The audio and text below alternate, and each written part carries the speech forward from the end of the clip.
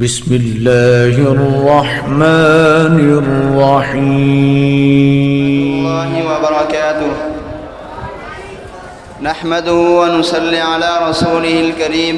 أما بعد فأعوذ بالله من الشيطان الرجيم.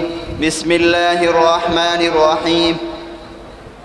يا أيها الذين آمنوا اذكروا الله ذكرا كثيرا. وقال النبي صلى الله عليه وسلم افضل الذکر لا الہ الا اللہ. سامعین محترم، وہ انسان بڑا خوش نصیب ہے جو ہر وقت اپنے رب کا ذکر کرتا ہے اور اپنے رب کو یاد کرتا ہے. ذکر الہی کے بے شمار فوائد ہیں. سب سے پہلا فائدہ ذکر الہی کے بے شمار فوائد ہیں. سب سے پہلا فائدہ اللہ تعالیٰ کا ذکر کرنے سے دل کو سکون اور راحت ملتی ہے. اسی طرح اللہ رب العالمین نے فرمایا الا بذکر اللہ تطمئن القلوب. ایک اور مقام پر فرمایا فاذکرونی اذکرکم. اللہ تعالیٰ فرماتے ہیں تم مجھے یاد کرو میں تمہیں یاد کروں گا.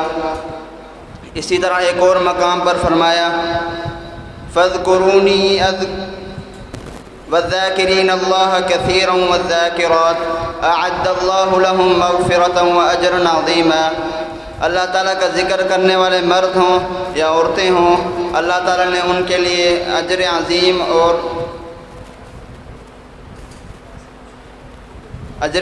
اور خاص بخشش تیار کر رکھا ہے.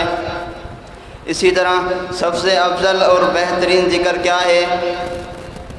افضل الذکر لا الہ الا اللہ. سب سے افضل اور بہترین ذکر لا الہ الا اللہ کا ہے. اسی طرح ایک اور مقام پر فرمایا افضل الکلام اربع سبحان اللہ والحمد للہ ولا الہ الا اللہ واللہ اکبر.